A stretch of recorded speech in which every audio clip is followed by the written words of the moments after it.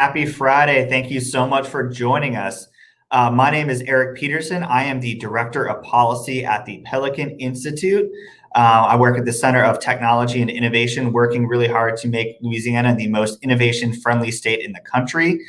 Thank you for joining me today before the NCAA basketball game starts. I am sure many of you are excited to watch, especially those of you who are working from home, since you will not have the boss over your shoulder, making sure you're actually getting work done. Outside of that, please join us next week. We are having our Big Solutions mini summits Monday through Wednesday, 10 a.m. to noon Central Time. But especially join us on Tuesday, where we'll be having our Tech and Innovation Summit, along with a keynote from former FCC Chairman Ajit Pai. Please make sure to drop in all your questions, send me an email, find me on Twitter or Facebook, because we are really excited to have them. We're happy to answer your questions. As well as today, if you have any questions, we're going to be talking about cryptocurrency, blockchain, NFT, Bitcoin, all kinds of stuff that's going on online right now. People are really excited about. So make sure to leave us your questions there as well. Like I said, my name is Eric Peterson, and we will be talking cryptocurrency. We have some great guests lined up for you today. We have Andrea O'Sullivan, the Director of Technology and Innovation at the James Madison Institute down in Florida, one of our great SPN affiliates. We also have John Schroeder, not the treasurer, but his cousin, a managing partner at Vellum Capital. And we have Charlie Davis, the president of Moxie, who we will learn what Moxie is very soon. But thank you all so much for joining me today. Thanks for having us. So Andrea, I'm going to start with you. Oftentimes we talk, people have heard something about Bitcoin, but they don't really know about it. And they hear something about the blockchain. Blockchain can solve all the world's problems, so we're told. But what exactly is, the blockchain, and why was it invented? What problem was it trying to solve? Sure. So I think the easiest way to understand things like Bitcoin, cryptocurrency, and blockchain is exactly how you asked. What was the problem that it was trying to solve? So in the early days of the internet, if you wanted to make a payment online, there wasn't an obvious way to send money directly to another person. So if you think if I see you in person, and I want to give you a dollar bill, it's very simple. I have the physical bill, I hand it to you, end of transaction, it reconciles on its own. There's not a good way to do that online, or there wasn't for a long time. You would need to introduce what's called a trusted third party, something like a bank or a payment processor like PayPal, and they would be entrusted to digitally move the money from one person to another. This is okay if you live in a country that has that infrastructure, but even if you do, there are downsides to this kind of arrangement. So first of all, you need to trust the trusted third party, as the name implies. You need to trust that they're going to keep your private information secure, that they're going to send the transaction to the correct place, that they're not going to get hacked, and that they're not going to be pressured by governments or other groups to block your transactions or move it to the wrong place, right? And a lot of times that doesn't actually work out very well. These businesses get hacked quite often. Governments actually, look at their data for purposes of surveillance and political kind of oppression in some places. And some people just don't want to have to trust a third party. They want to be able to manage their finances on their own. So this is why Bitcoin was created. It's the first cryptocurrency. It very simply provides a way for people to transfer money directly to another party online. And it does that using a distributed network. Instead of having Bank of America that can access all of your information and really control your money, it's a network of computers that runs a software program that employs methods like cryptography, mining, hashing, to just do that. And it's open source. You can review the code. You can trust that it's going to work the way that the designers say it will, and it has for over a decade now. So blockchain is kind of the distributed ledger that is used to move the money. And there's a lot of different applications of blockchain technology. So Bitcoin is obviously a cryptocurrency. It's a money. And there's other ways you can arrange that. So there is one popular alternative called Ethereum. That's a cryptocurrency that also has smart contracting properties, which allows you to do kind of more advanced things with this digital money. And there's other options that are more privacy focused, things called privacy coins. Some examples are Zcash and Monero. That gives you even more options to kind of protect your identity and protect your transactions online. So that's kind of a 10,000-foot view of what these technologies are. They're very exciting, and they provide a lot of options for people who want more freedom and ability to control their finances on the internet. Yeah. So when you talk about the ledger, let's say that I want to buy something from you down in Florida, and you're going to ship it to me. I can pay you in Bitcoin, right? And then that ledger is open for everyone to see, and they can see that I've transferred that Bitcoin through you. So I don't need to go through Bank of America or PayPal or something out. Is that kind of what you're saying here? That's exactly right. So the ledger is the way that it provides a consensus mechanisms for everyone to agree that the transaction has taken place without needing that third party. So that does mean that anyone can look at the ledger and see where money has moved. But there are ways to provide privacy on top of that. So there are special techniques, special ways that you can arrange your transactions. And of course, you can create as many new wallets as you want to provide more privacy. So it really affords options, right? There's a transparency that's needed for the network to work, but also the tools to provide more financial privacy if that's important to you. So that wallet is where I would keep my coins, right? More or less. So how would I go about acquiring a cryptocurrency? Is there like, do I just go down to my bank? How do you get one in the first place? How were they created? Sure. So there's a couple of ways you can get cryptocurrency. In the early days, the only way to get it would be to mine. That means that you install a program on your computer that takes your computer's processing power towards running the network, and you are rewarded with freshly minted units of currency. So you can mine it. The second way is to just buy it or sell it. Some people get paid in cryptocurrency. Some people go to something called an exchange, and they trade their US dollars or other cryptocurrencies for whatever cryptocurrency that they want. Or you can meet in person and trade cryptocurrency. There's even cryptocurrency ATMs where you can literally put a $20 bill in there, and then you get a wallet, and there's your cryptocurrency. So there's a pretty well-developed market in most places in the world today. So it's fairly easy to get in and out of the system. Yeah, we have some really exciting ones down here in Louisiana. We have some of those ATMs. We have some called Pelican, which is a great sort of branded for the state of Louisiana. But I've noticed that those kind of coin machines at grocery stores where you would put in your coins and they'd give you bills out, you can now buy cryptocurrency there, which is just great. John, I want to go to you. You're kind of involved in cryptocurrency from the other side. Obviously, Andrea just explained why it's useful. I might want to buy something, but a lot of people are excited about cryptocurrency because the price of cryptocurrency has gone to the moon, as a lot of people might say. I was on your website yesterday, and 4 months ago, you had a blog post that said, "Will Bitcoin hit $20,000 of value?" And now we're looking at about $60,000 today. So, what is your business, and what do you do? Yeah, so Vellum Capital is a firm that's really focused on the crypto space. So our principal product is a crypto-based hedge fund. So we do some advisory work, but our principal offering is this crypto-based hedge fund. So this was started back in 2017. It was really in 17, some of you, here might realize or remember, Bitcoin had really peaked. And so we had a lot of interest really coming into the space because it was, it was kind of all the rage actually back in 17. Then we kind of hit this thing, what we call crypto winter. But the space really, I would say, because we go in these cycles, right? Bitcoin is known for having a very cyclical nature to it.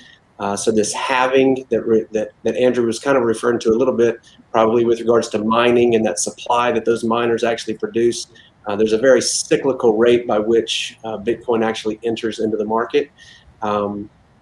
So we kind of got started during a little bit of the hype of that whole cycle, and we kind of enter into that crypto winter. But fortunately for us and the firm anyway, we were kind of able to bake in some of our processes really. And so now this next cycle time around, I guess you could say, we're poised to really help people kind of get into the space who might not necessarily be interested in, possibly opening up a wallet, going through, because it is still a little bit technical, right? Yeah.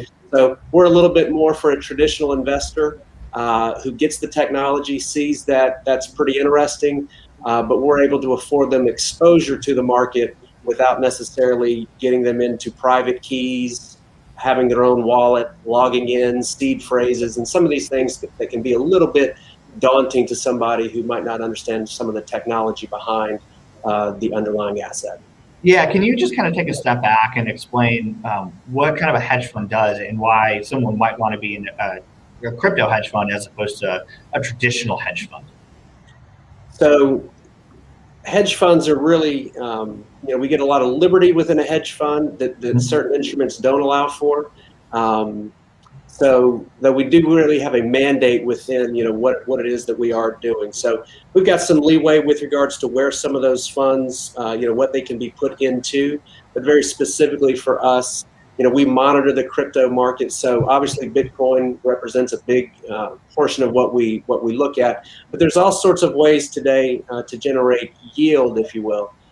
So there's different platforms that are generating interest. We can use those avenues. We can use staking. There's any number of different places where we can put some of those cryptos to generate yield. Coinbase has got an IPO coming up pretty soon. We have the ability to invest in something like that. But our scope though is truly within the crypto space, and what our clients are looking to us to do really is help them navigate this thing without, there's a lot of moving parts to the crypto space. Yeah. New currencies, NFTs are hot one day. DeFi was hot 2 days ago. Tomorrow could very well be something different. So they're really relying on us to kind of be up to speed with those things. And so that's what we do. So if I'm an investor, right, and I see that all these crypto prices are going up and I think they're going to continue to go up because they have a great use value to buy things, I might give you some money and you would spread that money around among different coins or IPOs, and I could see some return on that investment as long as prices go up. Is that kind of what you're talking about?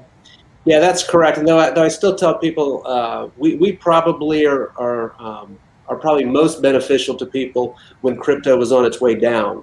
And again, there's a very cyclical nature to Bitcoin. It's obviously it's the $1 trillion market cap asset in the space. So as it goes, so go about 7,000 other crypto projects, right? So we know that it's cyclical in nature. There's some discussion right now whether we're in some sort of a Bitcoin super cycle, whether all the institutional money that's come into the space is going to make this cycle a little bit longer than in years past. So we kind of tell or sort of joke with people that we're probably most beneficial to our investors on the way down as opposed to on the way up when it's a buy and hold sort of strategy. So really on its way down is probably where people get the most bang out of using somebody like us. Yeah, cryptocurrency investing can certainly be a roller coaster from time to time. Not for the faint of heart usually. Yeah. So Charlie, you kind of get at that problem that Andrew was talking about, right? It's how do we move money from one person to another without using physical dollars as cheaply as possible. So how does Moxie kind of get at that problem of helping small businesses move currency back and forth much more cheaply than sort of traditional credit card payments? Sure, thanks. Yeah, so as she was saying earlier, the Bitcoin white paper is really a technical innovation, based upon an older concept, the proof of work protocol. And Moxie uses what we developed, it's called the proof of value protocol. And so we're all about building a hyper efficient, easy to move currency. But most businesses have two problems, right? So about every small business in the world needs more customers and better access to capital. And so that's the core purpose behind Moxie. We're all about helping local businesses thrive. And the way we do it is by building a unique digital currency called Moxie. But in many ways, Moxie is the inverse of Bitcoin. So where Bitcoin is probably the hardest asset ever known to mankind, right? 21 million, can't be more than that, hyperdeflationary. Moxie is the inverse of that. So what we like to say is stack your sats and hold your Bitcoin, but spend your Moxie. And so there's a guy named Hal Finney who was the second person ever to interact with Satoshi when Bitcoin sort of first came out. And he has a post on bitcointalk.org talking about his concept of Bitcoin banks and sort of how the banking system and the money system works. And when you step back and think about currency from a monetary perspective, Moxie comes at it from a completely different perspective. We're building an integrated credit network that allows small businesses to buy and sell from each other, right? Whenever two people work together, whether it's a credit card company or a hairdresser, there's always credit moving back and forth, right? And so we're about developing a better way to manage that credit to help those small businesses get new customers and better access to capital. So the way I understand it, right? So I buy in your Moxie system. I sell great LSU stuff for the tournament, and you're selling, let's just call it like wings for the game, right? So you can buy my shirt in Moxie dollars, and then I can go take that and spend it at somebody else who accepts Moxie, but nowhere else, correct? Exactly. So here in Louisiana, we have, believe it or not, 3,500 businesses that accept Moxie dollars already. And here in Baton Rouge, we have over 1,000 just in Baton Rouge alone, which means you can pay for your braces using Moxie dollars. You can go out to dinner. You can rent an apartment. There's other than electricity and gasoline, there's just about anything else you can imagine available for Moxie dollars. And those small business owners take the Moxie dollars they earn and they use them to buy something else inside the network. And so our job, what's unique and special about Moxie, is the proof of value protocol. It's the monetary concept that we developed to keep that currency strong. But it's the opposite of Bitcoin, right? Good luck convincing me to spend my Bitcoin.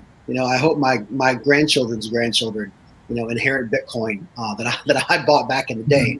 I'm just not about to use it to buy a hamburger. As much as I love Bitcoin, I'd rather have Bitcoin than a hamburger.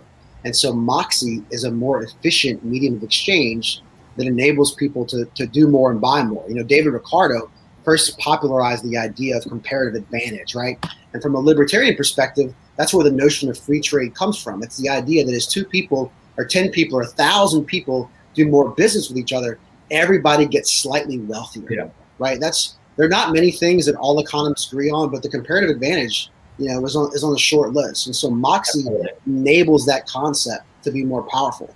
So when a business owner joins Moxie, they don't have to understand anything about monetary economics, but as soon as they start accepting Moxie, they'll realize that new customers start knocking on their door and buying their products and services. And so they feel wealthier because they are wealthier, because they're earning more money and they're buying more things that they need. Yeah, so the Moxie helps them get out of the problem of spending your Bitcoin on like a pizza, right? Where people were doing that kind of back in 2010, and then now they regret it deeply. Yeah, most people I know, bought and sold Bitcoin on the way. In fact, this month is the 8th anniversary when I first tried to mine Bitcoin. And it has been an emotional roller coaster. Not an hour or 2 goes by when I don't regret not buying more Bitcoin 1,000 different times. But no one's perfect. I thought I missed Bitcoin a dozen different times. The first time I tried to mine it, I couldn't make it work. And I thought, man, Bitcoin's at $150 or so. I must have missed this opportunity. And now that just seems hilarious, but that's how I felt, when I first started really researching it. So, John, tell us a little bit about your regulatory structure, right? One of the things that we're really excited to work on in Louisiana this session, and we'll talk about a little bit more at our mini summit, are financial sandboxes, which are a way for innovative businesses like yours to kind of jump through those regulatory hoops. What was it like trying to explain your business to a regulator and get the ability to do business with people? So back when our fund started, just even getting attorneys to be able to write up, just the operating documents, that was a pretty good challenge as well. So it's still not completely, it's not a great regulatory environment right now. It's really one of the reasons, Charlie and I, we got together. Maybe that's a month and a half ago that we first met, and that was actually, I was having a earlier meeting that day was kind of a regulatory meeting, because the space right now, look, we've got XRP. I don't know if you're familiar with XRP. That's a group called Ripple Labs. Their coin, at one point, they were the third largest market cap out there. The SEC has a lawsuit against Ripple ongoing right now. Where that goes, we don't, we're not really certain at this point. But part of the reason why this is an important case, though, is that Ripple Labs has been petitioning really the SEC. They've been letting them know, hey, this is what we're doing. And it's almost like an 8-year time span that they've said, hey, look, here's what we're doing. And they would get very little clarity. And that's not great for the space as a whole. So we're 8 years down the road, and now they've filed a lawsuit against them. This is a company that's been in business, for nearly a decade, and now they're being told, hey, look, this might not be correct. Now, I'm not the rightness or the wrongness of why this lawsuit on what they, what their token offering looked like, or the tokenomics when this product first got rolled out. I'm not an expert at that.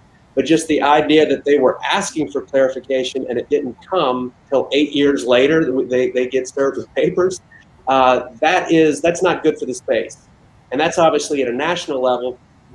But obviously at the state level, there are things that I'm hopeful that Louisiana will do, that will make Louisiana a place where people will feel comfortable with operating, not feeling like the rug is going to be pulled out from underneath them.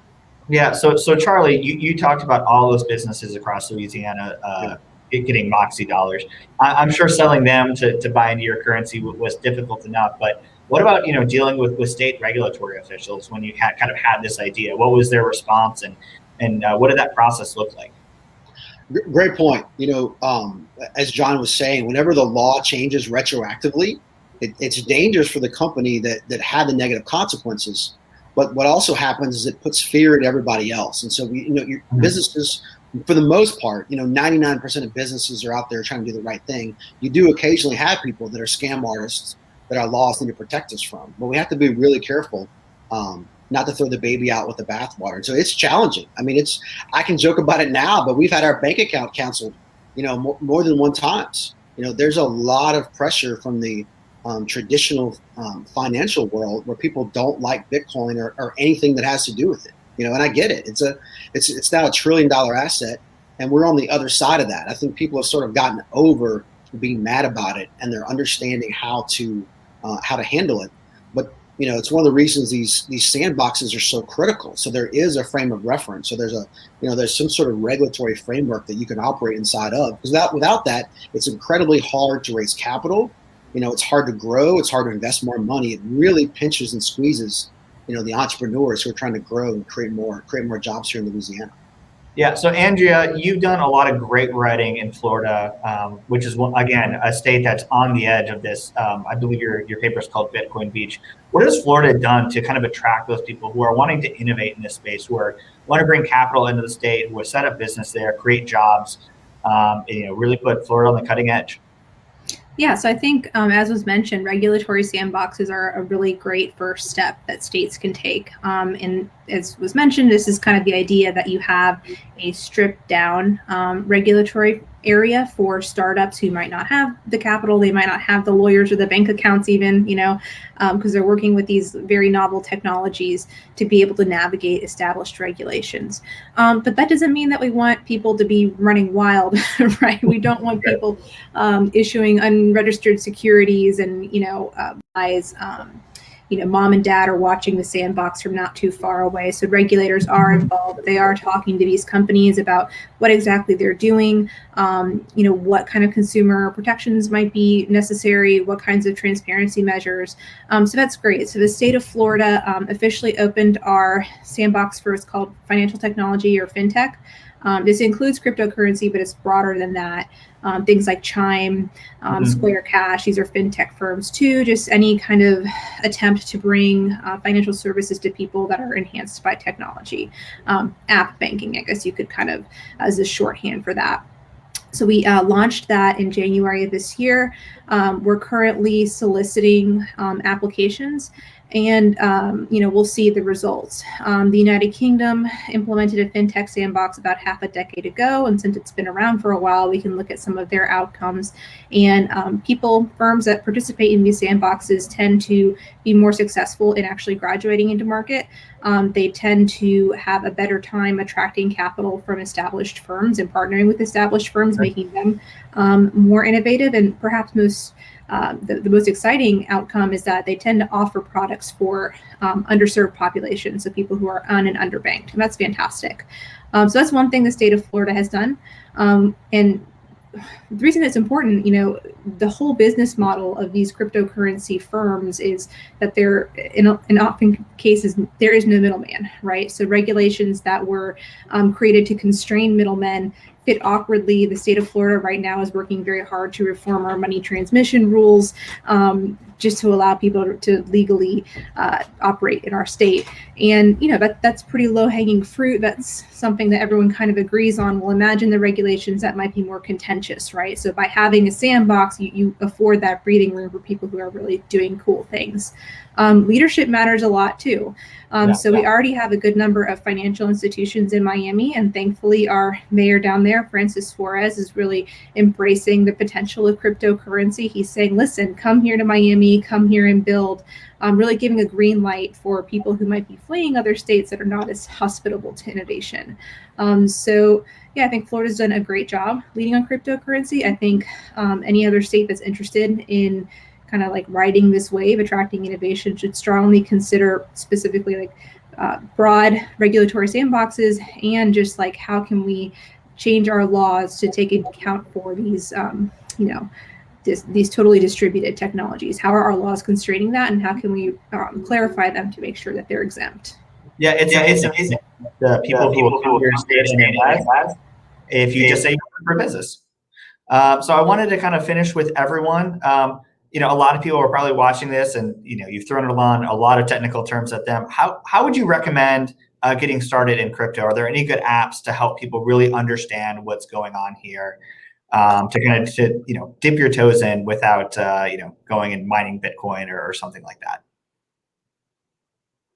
Yeah, I think the easiest place to start is probably Coinbase. It's one of the most reputable exchanges in the country, probably the safest place to hold money. It's one of the main places I send people.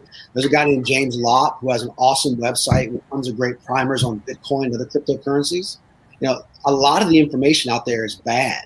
It's not that people are malicious. This is a new concept. And so what happens is someone reads something, they don't understand it, and they write an article that's like a copy of a copy, right? And someone references that, and so on and so on. And before you know it, you're reading something that's fairly inaccurate. And so I think going to really reputable sources, like Coinbase or some of these other firms, is a great place, especially if you're a beginner, to learn about the blockchain.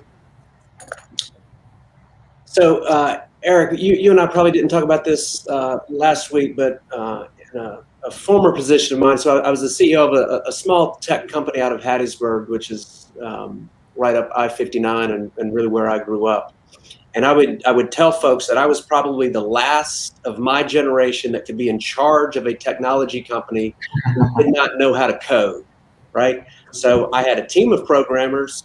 I would scare them and let them think that I was going into the code base, over the weekend of our software, and they would get jittery thinking that I was going to go root around in their source code. But I think it's just paramount that people really start to understand and get their arms around the technology here.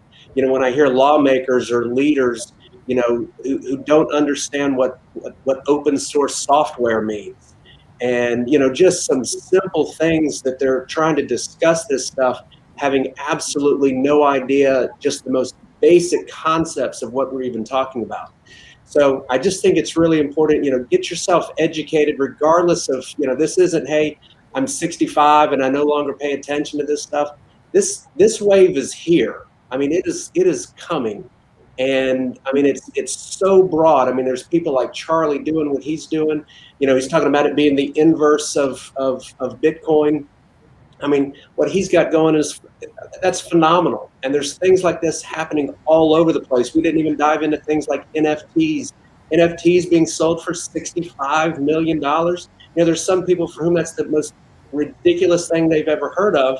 But then when you get into the underlying technology behind it, this is an artist who was doing work. It's like a collage of like 5,000 digital masterpieces all combined into one thing. Okay, so it's $65 million. It's just where we're moving. And I just think that people, the sooner they can get their heads around the fact that it's different, it's going to be different. It doesn't mean the world's coming to an end. It doesn't mean that anything, it's just different. And if we can all get educated on those differences, the sooner we get there, the better off, I'm going to say everyone will be, but especially the people who understand where some of this technology is going and what you can do with it. So I always encourage people to just take a look at the Bitcoin white paper. It's about 12 pages. It's fairly short. There are some technical elements in it, but it's clear. And it does a good job of explaining, first of all, the motivation behind the project, the inner workings, right, of the system. Explains things like proof of work, right? What is a hash algorithm? And it puts it in an accessible way that, I'm not a computer programmer, but I can kind of understand the basics. I also recommend there's a resource called the Nakamoto Institute. It has collected every single piece of communication from the creator of Bitcoin, Satoshi Nakamoto. It includes some of his early email correspondences on mailing lists, early forum posts with people like Hal Finney, the second user of Bitcoin. And these conversations are very interesting because in discussing the ideas, the early users kind of anticipate a lot of the criticisms that are still around today, talking about things like energy usage, talking about things like scaling and block size. And the debates were settled a decade ago. They already found the solution to many of these things. So it's a great crash course in anyone who kind of wants to understand the why and how of Bitcoin. And then after you've done that, I always recommend the work of Andreas Antonopoulos. He's a great kind of evangelist for Bitcoin and Ethereum. And he's put out some very accessible plain language explainers of these technologies as well. Awesome. Well, that sounds like some great resources for people to get going. Before I let you all go, though, I have to ask, we've got so many comments on this. What is the future of Dogecoin and meme-based currency? Will we be trading in memes in 50 years? I don't know that we'll be trading in memes, but if you think about how America has functioned since the dawn of this country, political cartoons and hard-hitting ideas have always been around. A meme is not that different from a cartoon you could find 200 years ago. They're funny, they're witty, they're catchy, they're to the point, and they're shared, and it's incredible. So many times what happens, whether it's with Bitcoin or Moxie or memes, what people are doing is not so much radically innovating as they're repurposing and relearning ancient ideas that have been around, for a long time. I see John's got a rack of books back there as well, and I teach my 4 kids Latin, so they have access to source documents. If you don't study history, you think what's happening is happening to you for the first time. But once you step back and think about it from a broader perspective, you realize this is just the next version of how man has always acted. Yeah, so you didn't step on the meme thing too. I love memes. I just don't think they're that new. No, I think you're exactly right. And Bitcoin, we kind of joke about this. You can hop on Twitter. There's people who will claim that Bitcoin is merely what it is because of meme culture. And there's probably a lot to be said for that. But I think the idea, though, and just real quickly, that is, meme meets NFT. That's like a marriage. That's a match made in heaven right there. So I think is there a future for it? Yeah, we'll be trading in them. We'll have to wait and see. All right. So I tend to watch what people do rather than what they say. And on this question, I'll point out that, Elon Musk likes to tweet a lot about Dogecoin, but he owns $5 billion worth of Bitcoin. So that's a really good point. Fair enough. I have seen the Dallas Mavericks are accepting Dogecoin for payments for their tickets. We will see if you can buy a Tesla soon in Doge, but we will have to leave that conversation for another day. Thank you so much, all 3 of you, for joining us, and of course everyone who tuned in. Again, if you tune in, we're going to be talking a little bit more about Financial Sandbox, something we just kind of hit the the surface of today. At our Solution Summit, again, that will be Monday through Wednesday. The Tech and Innovation Summit specifically will be on Tuesday from 10 to 2. We will start with a great keynote from Ajit Pai. Please send me your questions about that. But then we will be getting into sandboxes, financial technology, and how Louisiana can be a leader. So please send me your questions. And most importantly, sign up for our summit. It's going to be a great time, and we're looking forward to having you all there. Enjoy watching basketball today. And I'll be talking to you all next week. See you later.